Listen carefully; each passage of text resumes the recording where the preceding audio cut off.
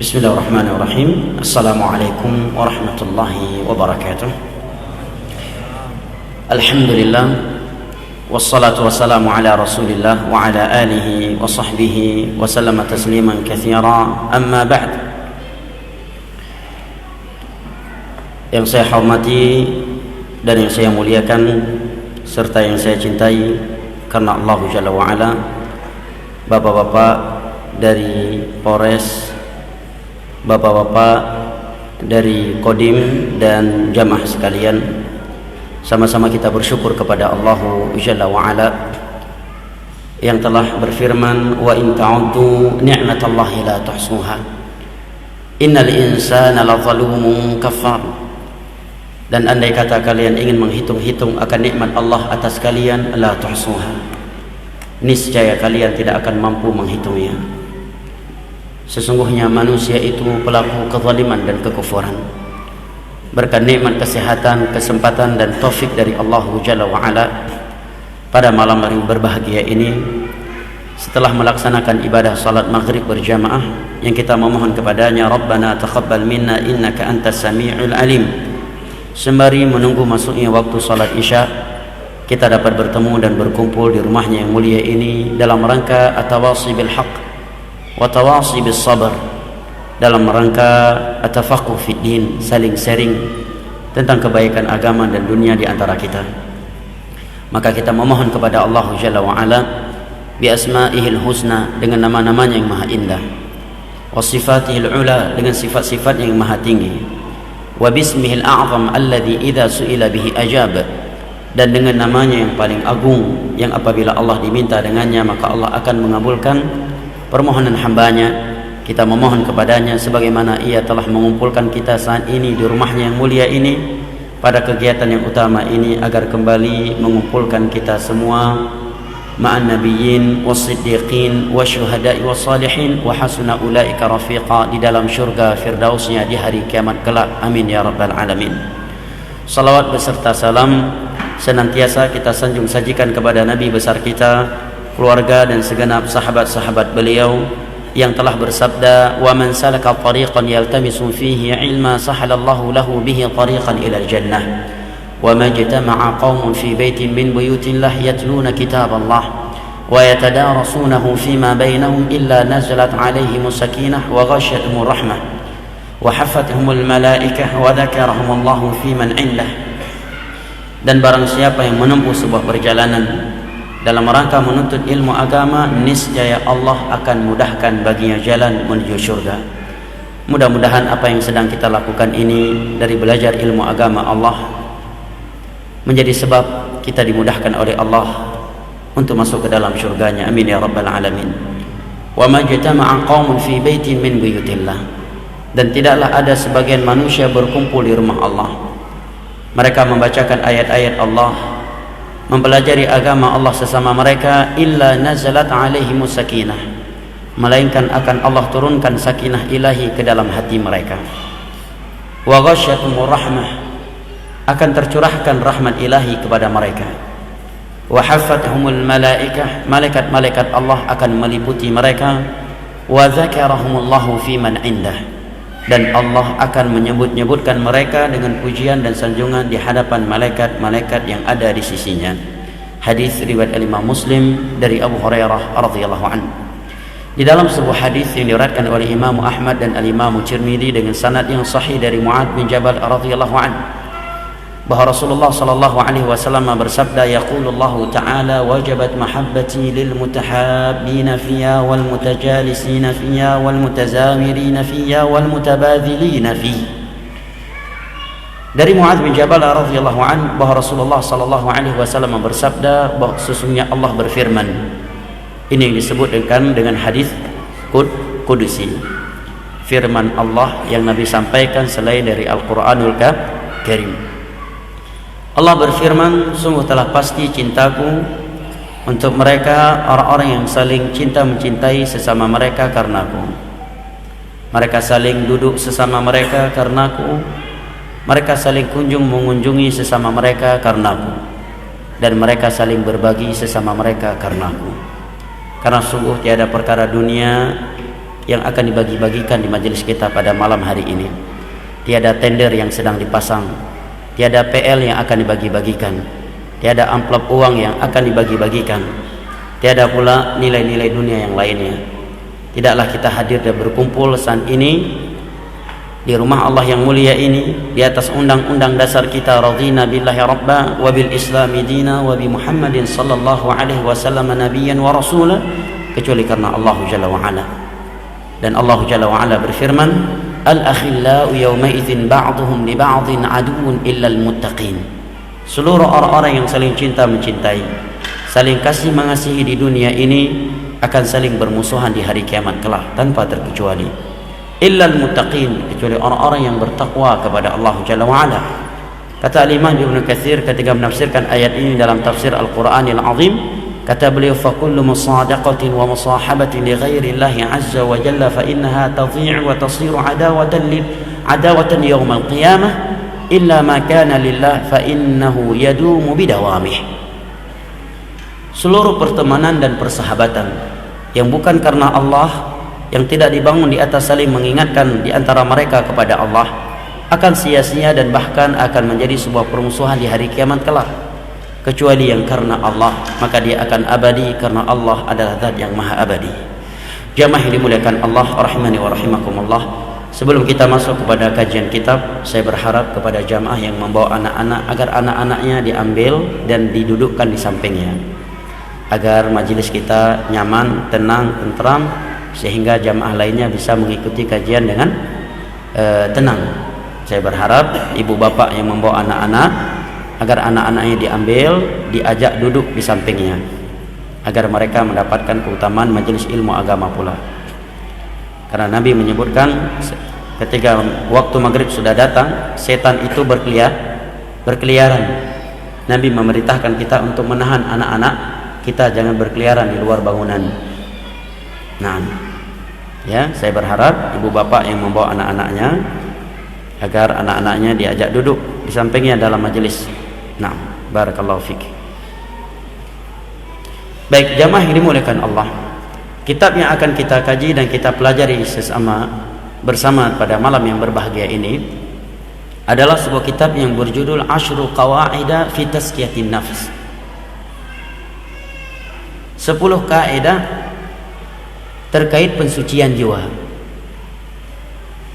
Mungkin ada yang bertanya, apa pentingnya kita mempelajari 10 kaidah ini yang menerangkan kepada kita sebab-sebab sucinya suatu jiwa? Maka jawabannya disebutkan oleh Syekh di muqaddimah. Yang pertama, bahwa permasalahan jiwa kita ini adalah permasalahan yang penting. Dalil pentingnya permasalahan ini di mana Allah Jalla wa ala telah bersumpah dengan 7 sumpah di dalam surat Asy-Syams. Setelah itu Allah Jalla wa ala menerangkan pembahasan jiwa. Allah Jalla wa ala tidaklah menyebutkan pembahasan pensucian jiwa atau kekotoran serta keburukan jiwa kecuali setelah 7 sumpah. Dan di dalam bahasa Arab, di kalangan orang Arab, mereka memaklumi bahwa apabila seorang bersumpah dalam pembicaraannya, menunjukkan dia sedang serius dan menunjukkan bahwa materi pembahasan yang dia bahas adalah pembahasan yang penting. Mari kita simak firman Allah dalam surat Asy-Syams. Ba'da al-isti'adzah billahi minasyaitonir rajim, qala Allah Ta'ala, wasyamsi wa duhaha, demi matahari, wa duhaha, dan waktu duhanya, wal qamari idza talaha. Yang kedua demi, nah, bisa belajar nggak antum ribut kayak gini? Saya berharap ibu-ibu yang bawa anak-anak agar anak-anaknya ditertibkan biar yang lainnya bisa belajar dengan tenang, ya. Wal qamari idza talaha, sumpah Allah yang kedua demi bulan demi bulan idza talaha, yang datang setelah terbenamnya matahari. Wan nahari idza jallaha, demi siang idza jallaha, tatkala Allah Jalla wa Ala telah menerangkannya. Wal laili idza yaghshaha, demi malam hari yang telah menggelapkan siang hari setelah diterangkan oleh matahari. Was-samaa'i wa ma banaha, demi langit dan pembangunannya. Wal ardi wa ma tahaha, demi bumi dan hamparannya. Wa nafsi wa ma sawaha, dan demi jiwa. Wa ma sawaha, dan apa yang telah Allah sempurnakan padanya. Setelah itu baru Allah membahas masalah ini. Maka Allah berfirman, fa'alhamaha fujuraha wa taqwaha, Allah mengilhamkan kepada jiwa manusia kebaikan dan ketakwaan. Qad aflaha man zakkaha, maka sungguh telah beruntung orang-orang yang telah mensucikan jiwanya.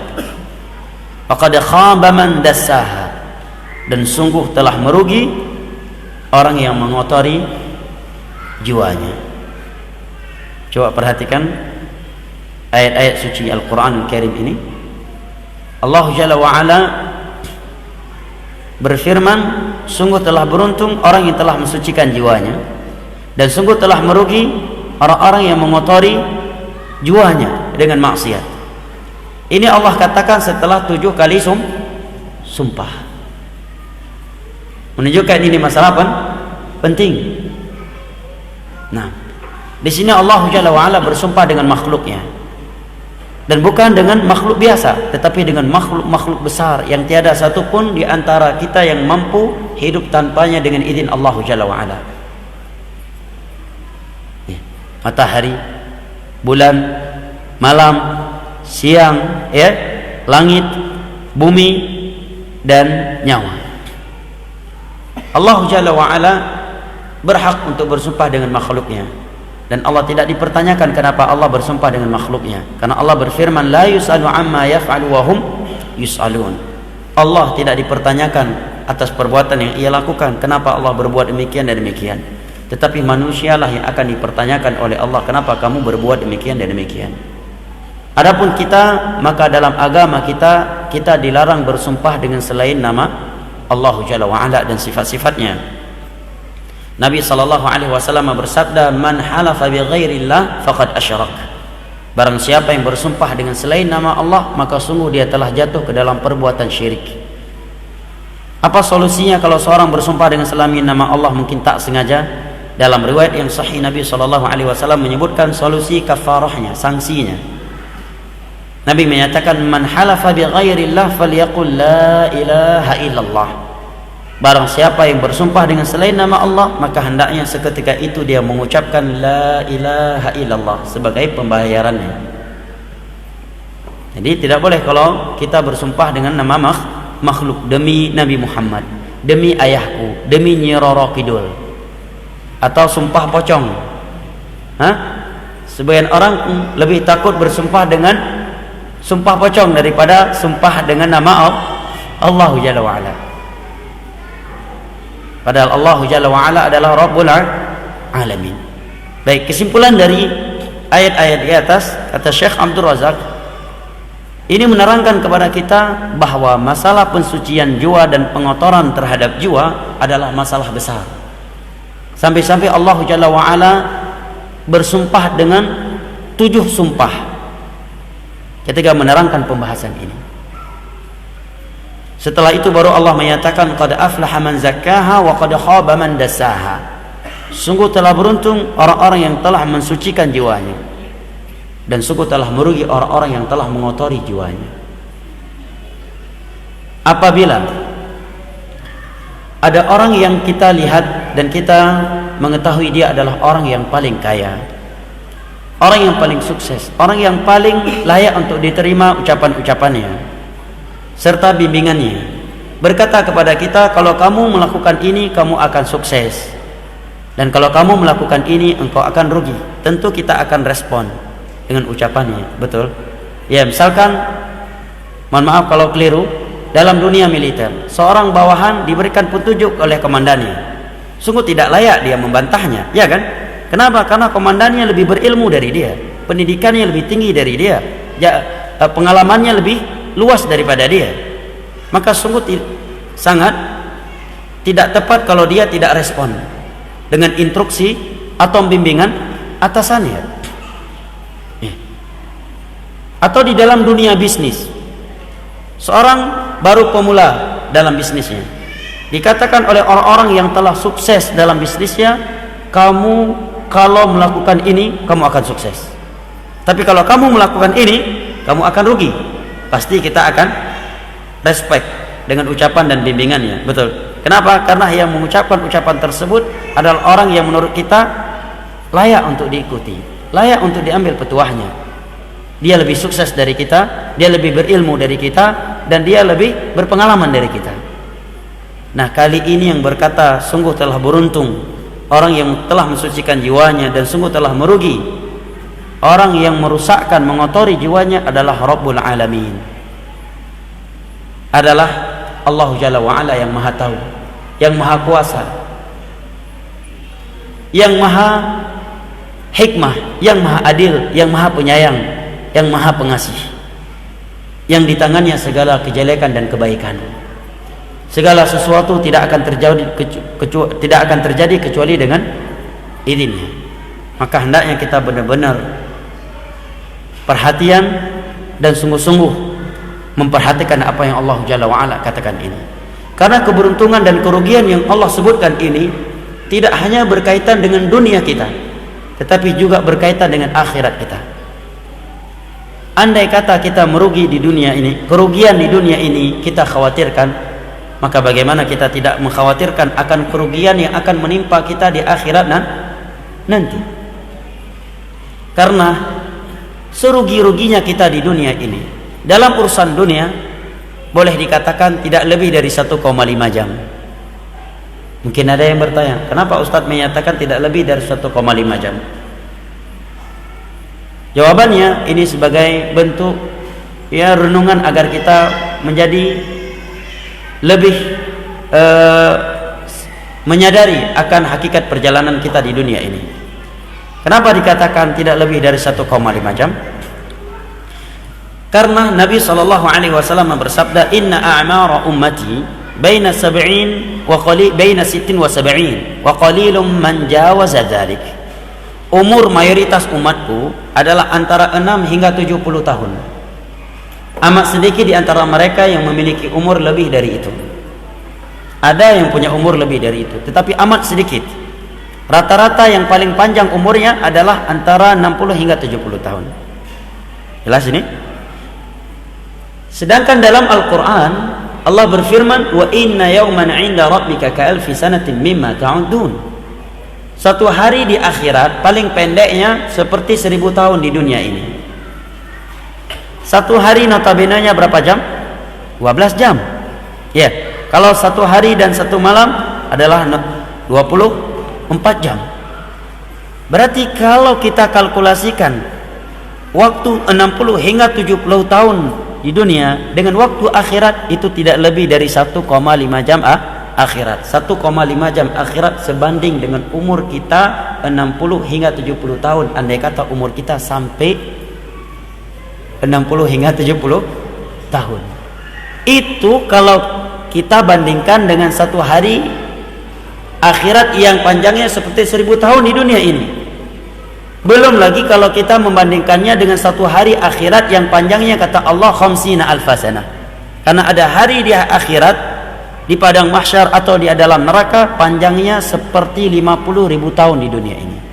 Maka kehidupan dunia kita ini tidak lebih dari 1 menit mungkin. Ambillah yang paling lamanya, tidak lebih dari 1,5 jam. Serugi-ruginya kita di dunia ini tidak lebih dari 1,5 jam. Betul? Itu pun kita khawatir. Kita tidak siap hidup rugi di dunia ini. Kita tidak siap hidup miskin di dunia ini. Kita tidak siap hidup menderita sakit di dunia ini. Kita tidak siap hidup dibuli di dunia ini. Kita siap hidup, bahkan jangan hidup di kantor di atas bangku panjang. Walaupun hanya 2-3 bulan, kita nggak siap di bangku panjang, betul? Padahal bangku panjang kan enak, panjang bangkunya, bisa tiduran dia. Itu aja kita nggak siap. Padahal itu masih di dunia. Paling lamanya tidak lebih dari 1,5 jam. Lantas apakah kita tidak mengkhawatirkan akan kerugian yang menimpa kita di akhirat nanti, yang satu harinya paling pendeknya seperti 1000 tahun di dunia ini? Di dalam sebuah hadis yang diriwayatkan oleh Imam Muslim dari Anas bin Malik radhiyallahu anhu, Rasulullah sallallahu alaihi wasallam bersabda, "Yu'ta yaumal qiyamati bi an'ami ahli dunya min ahli an-nar, fayusbaghu fiha sibghatan, fayuqalu lahu hal ra'aita khairan qat, wa hal marrat bika ni'matun qat?" Faqala wallahi ya Rabb ma ra'aitu khairan qat, wa ma marrat bi ni'matun qat. Wa yu'ta bi ashaddin nasi bu'san fid dunya min ahli al-jannah, fayusbaghu fiha sibghatan, fayuqalu lahu hal ra'aita sharran qat, wa hal marrat bika bu'satun qat? Faqala wallahi ya Rabb ma ra'aitu sharran qat, wa ma marrat bi bu'satun qat. Nabi katakan, di hari kiamat nanti didatangkan seorang hamba yang mana dia adalah orang yang paling nikmat ketika di dunia. Nabi tidak menyatakan dia orang yang nikmat di dunia, tetapi dia adalah orang yang paling nikmat di dunia. Dari seluruh manusia yang pernah hidup di dunia ini, dari semenjak Nabi Adam sampai terjadi hari kiamat, dia paling nikmat, paling sempurna nikmat dunianya. Tapi sayangnya dia dari penghuni neraka Allah di hari kiamat, karena ketika di dunia dia tidak taat kepada Allah dan Rasulnya. Maka perhatikan sabda Nabi berikutnya. Kata Nabi, dia pun dicelupkan ke dalam neraka. Dia pun dicelup ke dalam neraka. Setelah ia dicelup ke dalam neraka, dikatakan kepadanya, apakah engkau pernah hidup bahagia? Apakah engkau pernah hidup kaya? Apakah engkau pernah hidup sehat?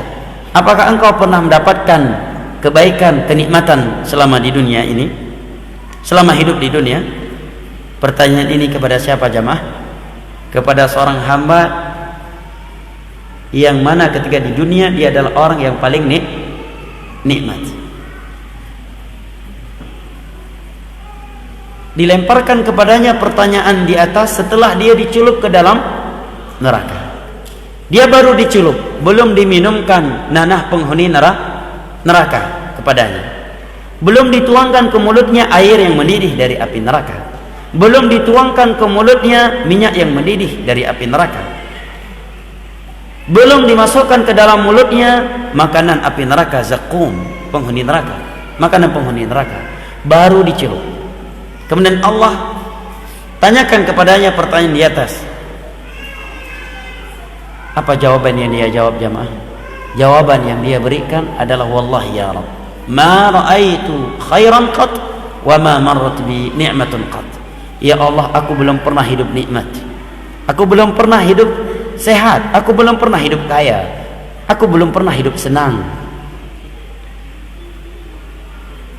Sebaliknya kata Nabi SAW, didatangkan orang yang paling sengsara ketika di dunia, tapi untungnya dia dari penduduk syurga Allah di hari kiamat, karena dia adalah hamba yang taat kepada Allah dan Rasulnya ketika di dunia. Dia pun dicelup ke dalam syurga, dimasukkan ke dalam syurga, kemudian dikatakan kepadanya, wahai hambaku, apakah selama ini engkau pernah hidup sengsara, pernah hidup miskin, pernah mendapatkan suatu kesempitan, suatu kejelekan ketika di dunia? Dia pun menjawab, ya Allah, aku belum pernah hidup sengsara, aku belum pernah ditimpa oleh suatu kesempitan. Para ulama yang mensyarah hadis ini menyatakan dua hamba ini menjawab dengan dua jawaban tersebut bukan karena mereka mampu berdusta di hadapan Allah, tetapi karena dahsyatnya neraka dan indahnya surga Allah membuat mereka lupa terhadap apa yang pernah mereka rasakan atau yang pernah menimpa mereka ketika di dunia. Dengan satu kali celupan ke dalam neraka membuat dia lupa seluruh nikmat dunia yang pernah ia rasakan di saat dia di dunia, dan di saat itu dia adalah penghuni dunia, penduduk dunia yang paling nikmat. Sementara orang yang paling sengsara ketika di dunia dengan sekali celupan ke dalam surga membuat dia lupa seluruh kejelekan, seluruh kesempitan, seluruh keburukan yang pernah menimpanya ketika di dunia, dan saat itu dia adalah penduduk dunia yang paling sengsara hidupnya.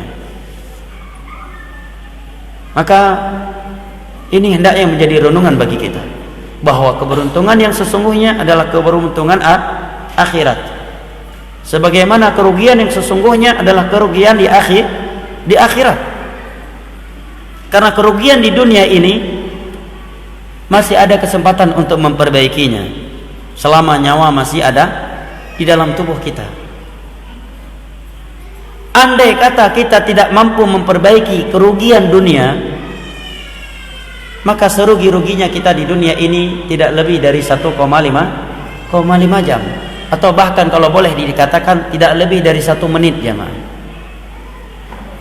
Sekarang nih jamaah yang dimuliakan Allah, apabila ada 2 tawaran kepada saudara.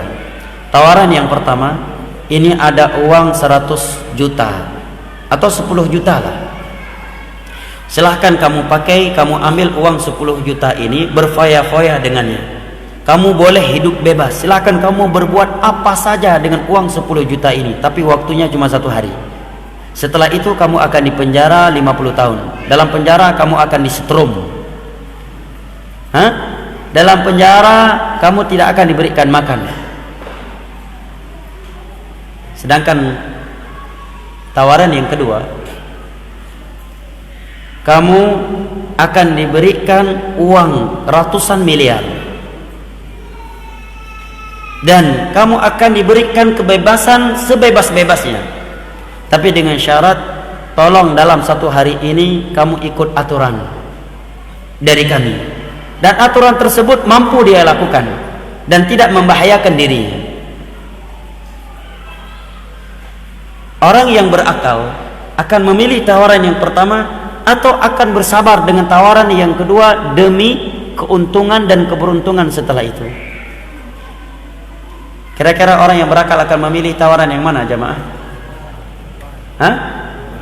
Yang kedua ya? Sepakat kan? Saya kira semua kita sepakat. Yang sholat, yang gak sholat, yang soleh, yang gak soleh, ya, tetap pasti akan memilih tawaran yang kedua. Dan kalau ada yang meninggalkan tawaran yang kedua demi tawaran yang pertama, saya kira sepakat semua orang menilai dia tidak waras, betul. Dia tidak sehat, dia tidak berakal. Sepakat? Tetapi kalau mau jujur, seringkali kita, saya tidak menyatakan Anda, saya berkata kita lebih tidak waras, lebih tidak sehat daripada orang yang mengambil tawaran yang pertama tadi jemaah. Kalau kita mau jujur menilai diri kita sendiri, demi kenikmatan dunia yang tidak lebih dari 1,5 jam, andai kata kita berumur 60 hingga 70 tahun, dan dibandingkan dengan 1 hari di akhirat yang panjangnya seperti 1000 tahun di dunia ini, kita terkadang rela dan siap diancam oleh Allah dan Rasulnya. Demi dunia kita rela melanggar hukum Allah Jalla wa'ala. Kita rela meninggalkan perintah-perintah Allah dan Rasulnya, dan rela melanggar hal-hal yang telah Allah haramkan dan Rasulnya, demi kenikmatan dunia yang andai kata dia nikmat tidak lebih dari 1,5 jam, itu pun tidak akan bisa menenangkan hati dan jiwa kita. Dan dunia ini senikmat-nikmatnya dia, seindah-indahnya dia tidak lebih dari 1 sayap nyamuk di sisi Allah. Saya tidak menyatakan tidak lebih dari 1 ekor nyamuk, tetapi saya katakan tidak lebih dari satu sayap nyamuk di sisi Allah. Kenapa? Karena hadis Nabi berbunyi demikian. Di dalam sebuah hadis yang diriwayatkan oleh Al-Imam Tirmidzi dengan sanad yang sahih dari Sahal bin Sa'ad As-Sa'idi radhiyallahu anhu, Rasulullah sallallahu alaihi wasallam bersabda, "Law kanatid dunya tazinu 'inda Allahi janaha ba'udatin lama saqa minhal kafira syurbata ma." Andai kata dunia beserta isinya ini memiliki nilai satu sayap nyamuk di sisi Allah. Perhatikan bahasa Nabi kita sallallahu alaihi wasallam. Nabi menyatakan andai kata dunia ini memiliki nilai satu sayap nyamuk di sisi Allah. Nabi tidak menyatakan satu ekor onta.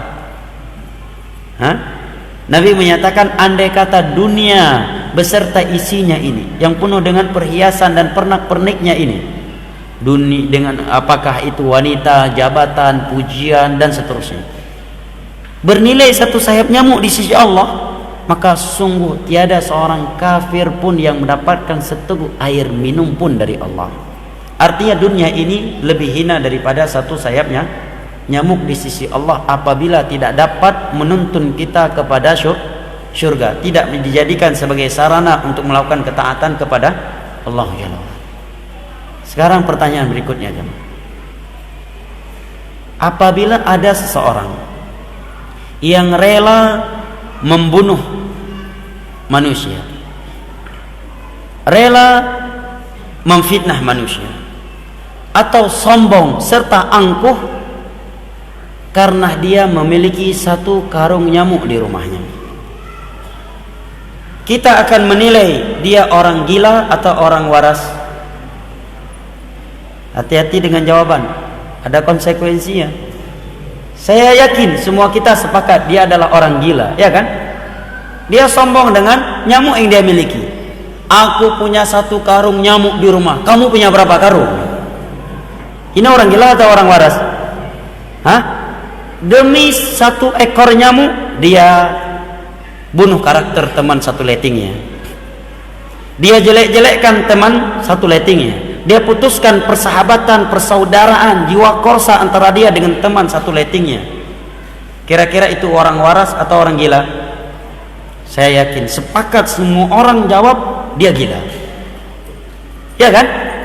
Bangga dengan satu ekornya nyamuk, angkuh dengan nyamuk yang dia miliki, rela membunuh saudara kandungnya demi seekor nyamuk, rela membunuh karakter orang lain, memfitnah orang lain demi seekor nyamuk.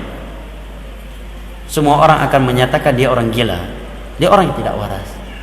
Tetapi kita terkadang tidak sadar kita lebih gila daripada orang tadi. Terkadang kita lebih gila, jemaah. Ya, karena orang yang menyombong, bersikap sombong dan angkuh karena nyamuk yang dia miliki itu lebih waras dalam Islam daripada orang yang bersikap sombong dan angkuh dengan dunia yang dia miliki. Karena dunia tidak lebih mulia daripada satu sayap nyamuk di sisi Allah Jalla wa'ala.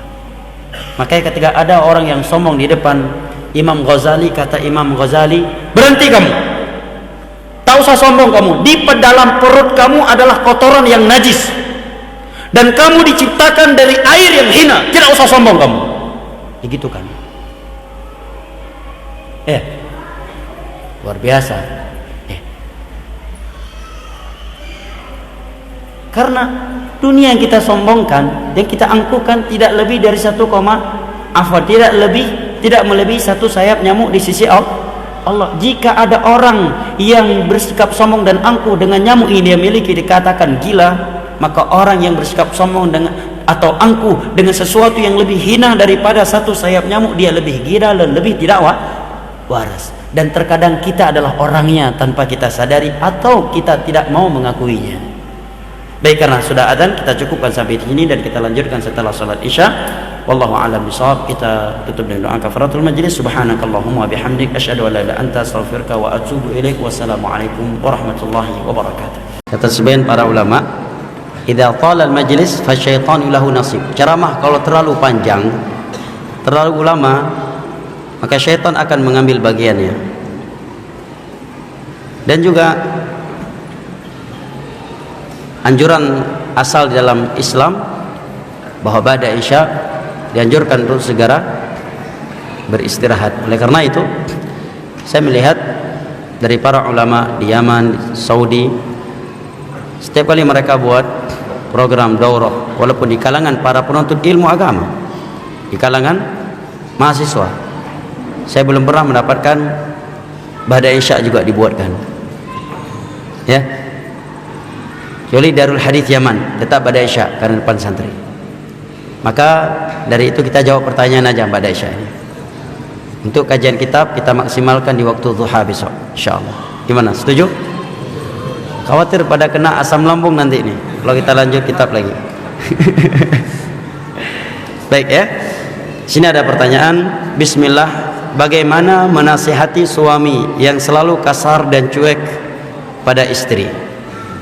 Kayaknya nih nyindir kita semua nih. Saya juga kena nih. Bagaimana menasihati suami yang selalu kasar dan cuek pada istrinya? Nasallallahu salamul afiyah. Dan bolehkah istri menasihati suaminya? Yang pertama, sangat boleh, karena masuk dalam keumuman anjuran saling menasihati sesama kita. Allah berfirman, wa dzakir fa inna dzikra tanfa'ul mu'minin. Dan berilah peringatan, karena sesungguhnya peringatan itu amat bermanfaat bagi orang-orang yang beriman. Di dalam Sahih Muslim dari sahabat Jarir ibn Abdullah al-Bajali radhiyallahu anhu, beliau menyatakan, bay'ana Rasulullah sallallahu alaihi wasallam ala iqamis shalah wa ita'iz zakah wa nushi li kulli muslim. Kami membaiat Rasulullah sallallahu alaihi wasallam, mengambil perjanjian kepada Nabi. Dari sini saya ingin memberikan catatan penting dalam masalah manhaj. Baiat itu hanya diberikan kepada pemimpin yang sah. Kalau kita di Indonesia, maka baiat yang boleh kita berikan hanya kepada Bapak Presiden dan jajarannya.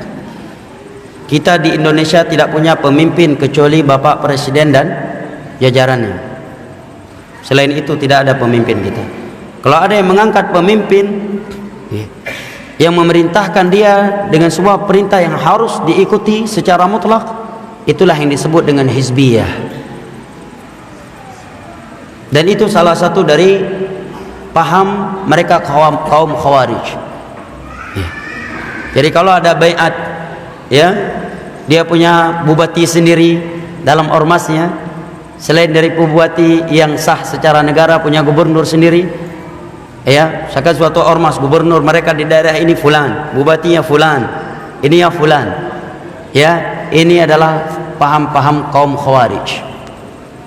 N11 kah, Jamus kah, ataukah yang semisal dengannya. Ya.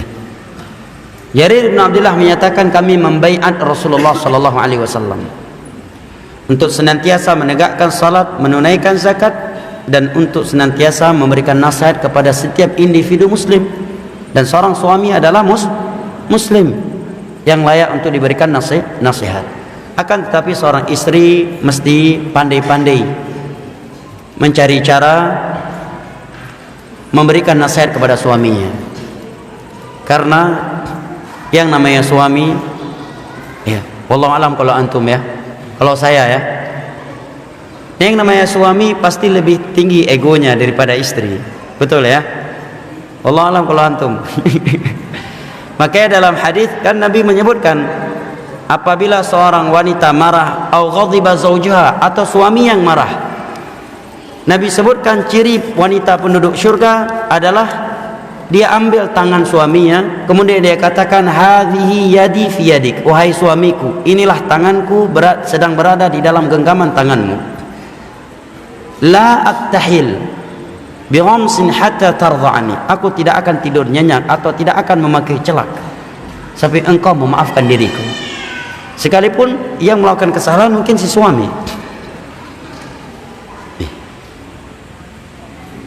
mungkin dia bisa menyatakan, bang, maafkan adik, selama ini telah banyak buat kesalahan, kekurangan. Dengan perkataan seperti itu, suami udah mikir tuh, ini sindiran nih, kayaknya apa yang salah aku ya, istri ngomongnya kayak gini, ya, dia udah paham, atau dia akan tertegur. untuk memperbaiki dirinya sendiri. Cara yang kedua, dan itu yang paling ampuh, adalah menuntun sang suami ke majelis ilmu agama. Karena bimbingan Al-Quranul Karim, kekuatan wahyu yang Allah turunkan kepada Nabi Muhammad SAW itu dapat memberikan perubahan yang luar biasa kepada seseorang. Hati yang keras akan menjadi lembut dengan kekuatan wahyu Al-Quranul Karim dan hadis-hadis Nabi SAW. Bagaimana tidak? Gunung yang begitu kuat dan begitu kokoh, Allah katakan, "Lau anzalna hadzal Qur'ana 'ala jabalin la ra'aitahu khashi'an mutasaddian min khasyatillah wa tilkal amsalu nadribuha lin-nasi la'allahum yatafakkarun." Akan hancur, akan meletus andai kata Al-Quran diturunkan kepadanya. Dan juga karena Nabi SAW bersabda, "Nazalat alaihi sakinah, alaihimus sakinah, wa ghasyiyatuhumur rahmah." Orang yang berada di majelis ilmu agama akan turun sakinah ilahi ke dalam hatinya dan akan tercurahkan rahmat ilahi kepadanya. Maka semakin sering dia menghadiri majelis ilmu agama, pasti dia akan semakin rahmat, semakin penyayang terhadap anggota keluarganya, terhadap tetangganya, terhadap bawahannya, terhadap orang-orang yang lemah di bawahnya. Nah, ini jawaban untuk pertanyaan akhwat di atas ya. Dan dengan momen pertanyaan ini, maka perlu saya sampaikan sebuah nasihat untuk diri-diri kita sebagai kaum suami, agar tidak seperti ini jamaah. Saya berkata kita ya, karena saya juga seorang suami. Kita para suami hendaknya jangan bersikap seperti ini, cuek dan kasar kepada istri kita. Perhatikan yang berikut ini. Yang pertama, Nabi SAW bersabda, "Istausu bin nisa'i khaira, fa innahunna khuliqna min ad-dhila' wa inna a'waja ma fi ad-dhila' a'la." Hendaknya kalian sering-sering memberikan pesan kebaikan kepada kaum wanita, karena mereka diciptakan dari tulang rusuk, dan tulang rusuk yang paling bengkok adalah yang paling tingginya, yang paling atasnya. In dhahabta tuqimuhu kasarta, wa in tarakta lam yazal a'waj. Kalau kamu paksa, dia akan patah. Tapi kalau kamu biarkan, dia akan semakin bengkok. Para ulama yang mensyarah hadis ini menyatakan, Nabi menyebutkan bahwa wanita diciptakan dari tulang bengkok, dari tulang rusuk yang paling bengkok, bukan sebagai bentuk perendahan dan penghinaan terhadap mereka. Justru itu isyarat dari Nabi kepada kaum suami, kaum lelaki untuk bersikap hikmah, bersikap kasih sayang dan lemah lembut kepada mereka. Dan di dalam hadis ini Nabi menyatakan, sering-seringlah kalian berpesan kebaikan. Tidak sekedar berbuat kebaikan yang Nabi perintahkan, tetapi lebih dari itu, berpesan kepada orang lain, kepada siapa saja, untuk berbuat baik kepada kaum wanita. Yang kedua jamaah yang dimuliakan Allah, ketika kita bersikap kasar kepada istri kita, hendaknya kita waspada akan sebuah doa dari Nabi SAW. Nabi pernah berdoa kepada Allah, di dalam doanya menyatakan, "Allahumma inni uharriju ilaika haqqud dha'ifain al-yatima wal mar'ah." Ya Allah, aku serahkan kepadamu, kepada engkaulah aku mengadu hak dua hambamu yang lemah, kaum wanita dan anak yatim. Jadi kalau kita ingin berbuat kasar, menzalimi istri kita, ingat doa Nabi ini. Jangan sampai kita terkena doa ini. Jangan sampai kita termasuk orang yang Nabi adukan kepada Allah. Kalau ada seorang prajurit diadukan kasusnya kepada seorang jenderal, bisa kencing dalam celananya, ya kan? Ini Nabi adukan kita kepada Rabbul Alamin. Jangan sampai kita termasuk kaum suami yang Nabi adukan kita kepada Allah Jalla wa'ala karena suka menzalimi istri. Yang ketiga, saya kira kita tidak lebih sibuk daripada Nabi SAW, betul? Ya kan? aktivitas kita tidaklah lebih tegang daripada aktivitas Nabi SAW. Betul? Nabi seorang Rasul, seorang Nabi, aktivitasnya penuh dengan ketegangan. Tegang semua aktivitas Nabi. Dakwah kaum musyrikin, ya, yang terkadang dilempari dengan batu, terkadang dikejar, difitnah, perang. Nabi bukan berada di paling belakang, Nabi berada paling di depan, paling terdepan. Tegang nggak aktivitas perang jamaah? Apalagi perang di masa Nabi. Pedang dengan pedang, tangan kosong dengan tangan kosong, dan peperangan terjadi di tengah-tengah padang pasir. Bukan seperti perang di zaman sekarang. Ada tempat persembunyian, ya kan? Gak ada perang zaman sekarang seperti zaman dahulu, langsung, ya, berhadapan. Ya. Bahkan dengan senjata pun tidak ada yang berani nembak kecuali kepalanya dia sembunyikan. Tidak ada orang yang berani perang langsung begini, kecuali di film Rambo saja. Kecuali di film Rambo baru ada yang seperti itu. Tegang berarti kan kehidupan Nabi kan? Tapi Nabi tetap bisa hidup santai, hidup mesra, bisa romantis, bisa bercanda dengan istri-istrinya dalam kondisi yang tegang. Contohnya dalam pulang perang Tabuk. Ketika Nabi pulang dari medan perang bersama Aisyah radhiyallahu anha, Nabi menghibur Aisyah, mengajak Aisyah lomba lari.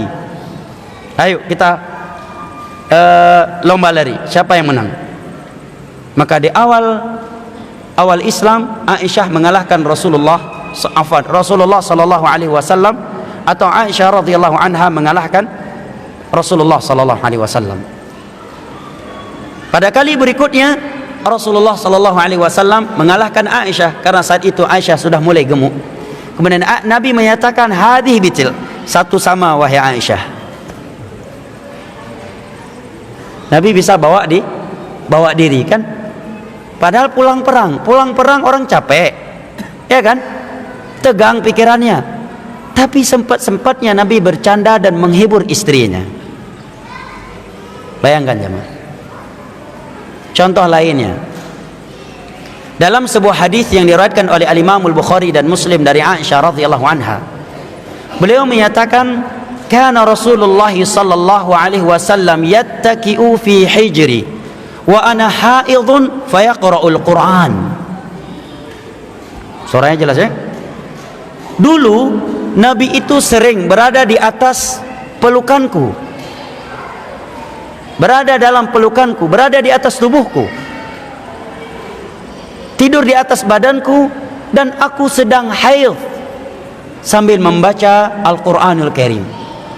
Padahal wanita haid di masa itu betul-betul dijauhi oleh istrinya, oleh suaminya. Ahlul kitab punya kebiasaan, kalau istrinya sedang haid, mereka nggak mau makan bareng sama istrinya, nggak mau semeja makan, iya, dan tidak mau tidur bersama. Dalam Islam tidak seperti itu. Aisyah sedang haid, Nabi tidur dalam pelukan Aisyah sambil membacakan Al-Quran. Romantis tidak? Romantis. Jangan romantisnya di dinding Facebook aja. Di dinding Facebook, di halaman Instagram, Masya Allah, selebgram. Dalam rumah seperti Tom and Jerry, pisah ranjang udah belasan tahun. Tapi kalau di dinding Facebook, Masya Allah, mesra dan romantisnya. Selesai selfie, mulai lagi seperti Tom and Jerry, seperti kapal pecah rumah tangganya. Contoh lainnya jemaah, disebutkan di dalam beberapa riwayat yang sahih, terkadang Nabi SAW memanggil Aisyah radhiyallahu anha, ya Humairah. Humairah itu artinya wahai wanita yang sangat putih, saking putihnya kemerah-merahan. Ini kan kata-kata romantis. Dalam Islam kita dianjurkan untuk mengucapkan kata-kata atau melakukan perbuatan yang menciptakan keromantisan, keharmonisan dalam rumah tangga. Di sini Nabi memanggil Aisyah, ya Humairah, wahai istriku yang kemerah-merahan. Tapi ingat, jangan salah kias, jangan salah menganalogikan hadis Nabi ini. Nabi memanggil Aisyah, ya Humairah, wahai wanita yang kemerahan karena putih. Kalau istriku hitam berarti ya keling. Nggak boleh. Itu udah kena ayat lain, kena ayat Al-Quran, wala tanabazu bil alqab. Jangan memanggil orang itu dengan gelar-gelar buruk. Ya kalau istrinya keling, ya jangan dipanggil keling. Nanti dijawab pula sama dia, walaupun keling seperti ini, kau punya rumah dengan uang si keling ini, mobil yang kau pakai dengan uang si keling ini, kau sekolah dengan uang si keling ini. Kalau si keling ini marah, kamu harus keluar dengan celana dalam. Mati kau. Ya kan? Jangan tentunya. Syahidnya jemaah, kesimpulannya bahwa Nabi SAW umurnya sudah tua. Sebagai Rasul, seorang Nabi, panglima perang, menteri keuangan juga beliau. Urusan kaum muslimin tingkat internasional beliau urus. Masih sempat menghibur istrinya, masih sempat bercanda dengan istrinya, masih sempat mengucapkan kata-kata romantis. Makanya kata guru ana Syekh Abdul Wahab Al-Wasabi rahimahullah, barang siapa yang membuat istilah bulan madu untuk kehidupan pasangan suami istri muslim dan muslimah, sungguh dia telah keliru dan zalim. Karena hidup muslim itu semuanya madu, sampai mati madu, bukan bulan aja yang madu. Jelas ya, Mas? Ini istilah yang zalim, yang kurang tepat, bulan madu. Yang benarnya adalah hidup sampai mati madu. Itu yang betul. Nah, barakallahu fikum.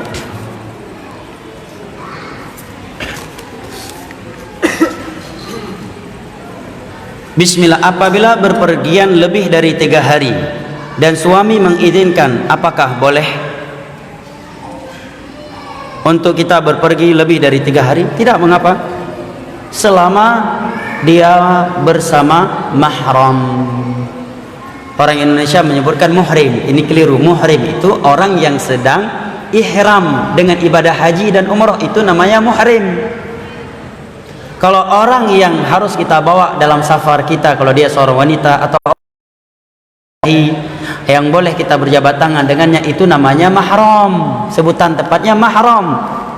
Muhrim itu untuk orang yang sedang ihram dengan ibadah haji atau umrah. Orang yang baru masuk ke dalam ibadah haji dan umrah dan belum selesai darinya, itu namanya muhrim, bukan mahram. Ya. Adapun untuk orang yang kita tidak boleh menikahi dengannya atau boleh berjabat tangan dengannya, orang yang harus dibawa oleh seorang wanita dalam safarnya, itu namanya mahram. Selama ada mahram, ya, tidaklah mengapa.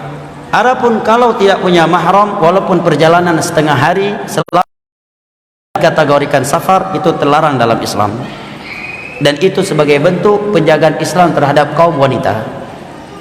Dalam hadis Bukhari dan juga selain Bukhari, datang dari beberapa sahabat Nabi SAW. Nabi bersabda, la tusafiru imra'atun tu'minu billahi wal yaumil akhir illa wa ma'aha dzu mahram. Wanita yang benar-benar beriman kepada Allah dan Rasulnya pada hari akhir, maka tidak boleh dia safar kecuali bersama mahram. Dan jamaah yang dimuliakan Allah, terkadang sebagian orang mulai menerima bimbingan Nabi SAW, menyadari pentingnya, betapa indahnya bimbingan Nabi ini setelah terjadi sesuatu yang tidak ia inginkan terhadap istrinya, baru dia menyesal. Sebelumnya, Allah cuma pergi ke Jakarta doang, naik pesawat 1 jam sampai sana, udah ada yang nunggu kok. Begitu terjadi sesuatu yang tidak diinginkan olehnya terhadap istrinya, baru dia menyesal. Sungguh benar apa yang Nabi katakan, jangan seorang wanita safar tanpa mahram. Jangan kita menyesal setelah terjadi sesuatu, sementara sebelumnya kita masih mampu untuk mencegahnya. Nabi SAW suatu ketika di medan perang atau di suatu hari, dikatakan oleh seorang sahabat yang sudah dipanggil untuk pergi perang. Dalam Islam, orang kalau sudah disebut namanya untuk berangkat perang, wajib, tidak boleh tidak pergi. Dia berkata, ya Rasulullah, inni uktubtu fi ghazwati kadza wa kadza wa inna imra'ati kharajat hajjah. Wahai Rasulullah, namaku sudah dipanggil, disebut untuk ikut perang, tetapi istriku sedang pergi haji sendirian tanpa mahram. Apa kata Nabi? Intaliq fahujja ma'aha. Pergi susul istrimu, temanin dia haji, jangan dia berangkat tanpa mahram. Adapun penyebutan dalam beberapa riwayat perjalanan 1 hari 1 malam atau setengah hari, itu penyebutan yang tidak memberi pengaruh kepada hukum. Penyebutan 1 hari 1 malam atau hanya 1 hari atau 1 malam, itu Nabi sebutkan karena melihat kondisi orang yang bertanya kepadanya. Pada intinya bahwa seorang wanita tidak boleh safar kecuali bersama mahram, baik safar yang dia lakukan menghabiskan waktu 1 malam atau cuma 1 jam. Selama sudah dikategorikan safar, dia tidak boleh safar kecuali bersama mahram. Lihat bagaimana penjagaan Islam yang sangat sempurna kepada kaum wanita.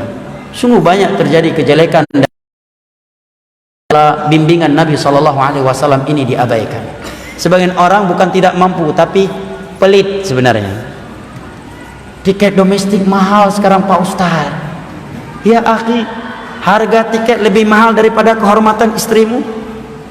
Uang 2 juta lebih berharga daripada istrimu.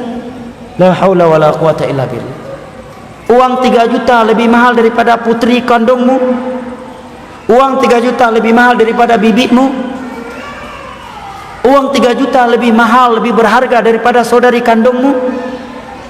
Sehingga engkau beralasan tiket mahal, sehingga engkau rela membiarkan dia pergi tanpa mahram.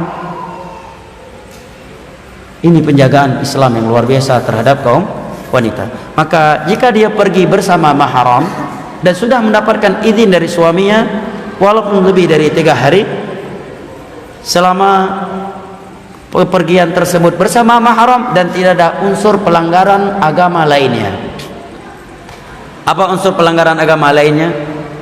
Dia pergi bersama mahram, dapat izin dari suaminya, tetapi safar yang sia-sia ke Barcelona. Ngapain ke Barcelona? Daurah, ada daurah bahasa Arab di sana? Nggak ada tempat lain. Karena hukum asal seorang tidak boleh pergi ke negeri-negeri kafir tanpa kebutuhan yang mengharuskan, kecuali untuk berbisnis atau ada suatu pendidikan yang ingin dia ambil dan tidak dapat dia ambil di selain negeri tersebut.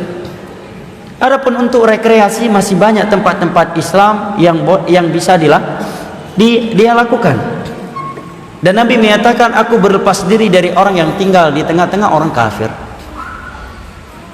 Apa kiranya kalau dia mati sedang melakukan perjalanan ke Barcelona hanya untuk foya-foya, hanya untuk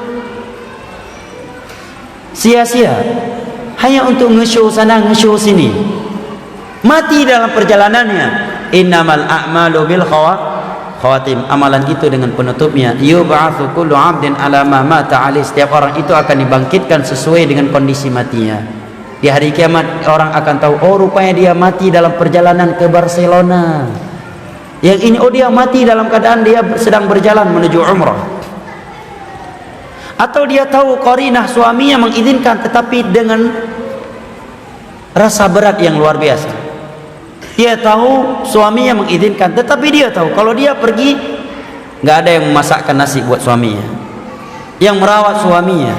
Tapi karena suami mungkin sayang sama istrinya atau takut sama istrinya kalau bilang jangan, dia pun mengizinkannya karena bersama mahram. Maka di sini ada qarinah, suami tidak ikhlas melepaskannya. Karena ada sebagian suami memang jawab, ya nggak apa-apa, pergi aja deh, karena istri udah maksa. Ini ada qarinah, suami tidak rela kalau dia pergi, dia akan dilaknat oleh Allah dan Rasulnya. Dia akan dilaknat oleh malaikat-malaikat Allah karena suaminya murka kepadanya, hatta yarda anha, sampai suaminya ridho kepadanya. Dan sebagian wanita ada memang kehidupannya seperti itu jemaah, buang-buang uang. Tiap tahun sebagian mereka punya target dari arisan mereka untuk jalan-jalan keliling dunia yang tidak bermanfaat. Andai kata programnya pergi umroh, maka sungguh indah, ya kan? Ini program arisannya, tahun ini kita Barcelona, tahun depan Real Madrid, tahun depan Brazil, tahun depan man rabbuka wa ma dinuka wa man nabiyyuk. Baru terkejut. Sedang perjalanan ke Barcelona, datang pertanyaan, man rabbuka wa ma nabiyyuk wa man nabiyyuk wa ma dinuk. Mau bilang apa? Ya. Sebagian mereka sekali perjalanan habis 100 juta aja, Mas. Coba 100 juta dia bangun rumah, ya kan? Tambah satu kamar lagi, dia hadiahkan buat suaminya 100 juta untuk modal suaminya nikah lagi, poligami, kan mantap. Ya kan? 100 juta suaminya sekolah, 100 juta suaminya bisnis, 100 juta sedekah anak yatim, 100 juta sedekah untuk masjid, ya, 100 juta untuk keperluan rumah tangga mereka. Anak tahu beberapa orang jamaah, semoga Allah memberikan hidayah kepada kita dan kepadanya, dia hampir seluruh negara dunia pernah dia keliling kecuali Mekah dan Madinah. Bayangkan tuh. Ya, dia semoga udah pernah ke Brazil, ke Italia, pernah ke Real Madrid, pernah ke Amerika, pernah ke Kanada, pernah ke Barcelona, pernah ke Dubai, ke ini ke itu. Tapi umroh dan haji belum pernah. Sedih nggak dengarnya? Sedih, bukan senang. Kita mau bilang rugi amat lo, cuma kasihan. Ya, cuma ya aja gitu. Sebenarnya kan rugi dia tuh. Ini sebagian orang justru bangga, senang. Ya, upload foto-foto perjalanannya. Ada orang lain mungkin komen, Masya Allah bahagia kali hidup lo ya. Padahal itu adalah kerugian. Salamah bin Dinar, seorang ulama tabi'in, menyatakan kullu ni'matin la tuqarribuka ila Allah fahiya bariyah. Setiap nikmat dunia yang tidak mendekatkan engkau kepada Allah, maka dia adalah azab, malapetaka yang Allah timpakan kepadamu. Ini kaedah untuk mengetahui nikmat dunia itu adalah malapetaka yang Allah timpakan kepada kita ataukah nikmat yang Allah inginkan untuk kita. Naam.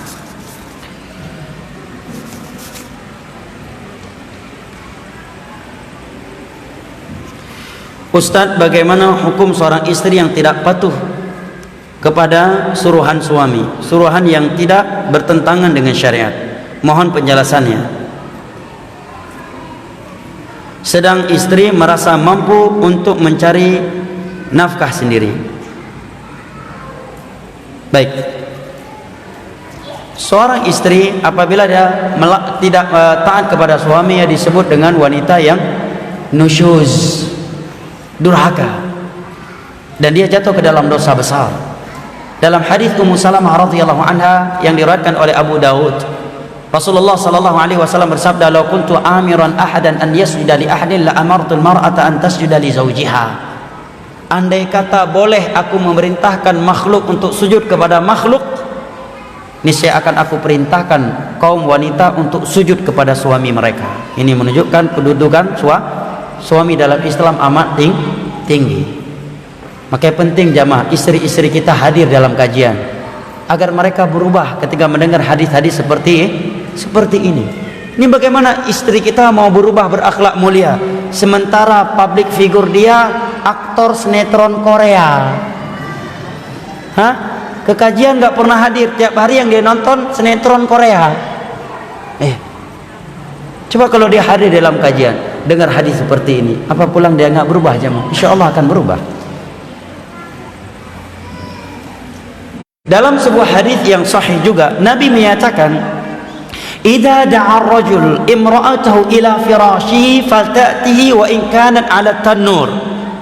Apabila seorang suami memanggil istrinya ke tempat tidurnya untuk kebutuhan biologisnya, maka hendaknya sang istri langsung pergi memenuhi panggilan suaminya walaupun dia sedang masak di dapurnya.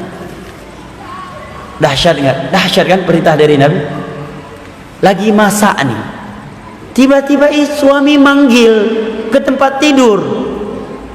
Jangan tanya lagi untuk apa bang, dipanggil ke tempat tidur nanya lagi itu apa, ya kan? Nabi katakan walaupun dia sedang masak, tanur itu kompor tradisional Arab, kayak sumur kecil, di dalamnya ada arang api, kemudian mereka menempelkan terigu tepung yang sudah mereka adon untuk dijadikan roti. Itu tanur namanya. Orang terikat dengan tanur, ya kan? Karena kalau roti yang dia tempelkan di dinding tanur tersebut, dapur tersebut, kelamaan akan jatuh. Kalau jatuh kena arang, ya kan? Atau akan hangus. Kemudian kalau apinya mati, berat untuk sulit, butuh perjuangan untuk menghidupkannya kembali. Berarti berat kan? Berat. Kata Nabi, andai kata dia sedang di depan tanur, suaminya memanggil dia ke tempat tidurnya untuk kebutuhan biologisnya, jangan banyak alasan, hendaknya dia langsung pergi dan meninggalkan dapurnya tersebut. Jangan dia katakan sabar dikit, kenapa? Macam pengantin baru aja, pada anak aja udah 10. Ini durhaka di atas kedurhakaan. Apalagi dapur zaman sekarang tidak sesulit dulu, tinggal dia matikan, bakal hangus adonannya, biar hangus, bolunya akan hangus, biar hangus, daripada suami yang hangus menunggu kamu, atau daripada kamu dilaknat oleh Allah dan para malaikat tatkala suami marah kepadamu karena engkau tidak memenuhi panggilannya. Luar biasa kedudukan suami di dalam Islam. Ini dosa besar seorang istri hanya takut kepada Allah Jalla wa Ala. Saya kira untuk malam hari ini cukup sampai di sini. Kita lanjutkan kembali pada subuh dan waktu duha dan waktu-waktu sesi-sesi lainnya. Wallahu a'lam bishawab. Kiranya ini yang dapat saya sampaikan, lebih dan kurangnya saya mohon maaf. Wal hidayah wa sallallahu ala nabiyina Muhammad wa ala alihi wa sahbihi wa sallam wa akhiru da'wana alhamdulillahi rabbil alamin. Wassalamu alaikum warahmatullahi wabarakatuh.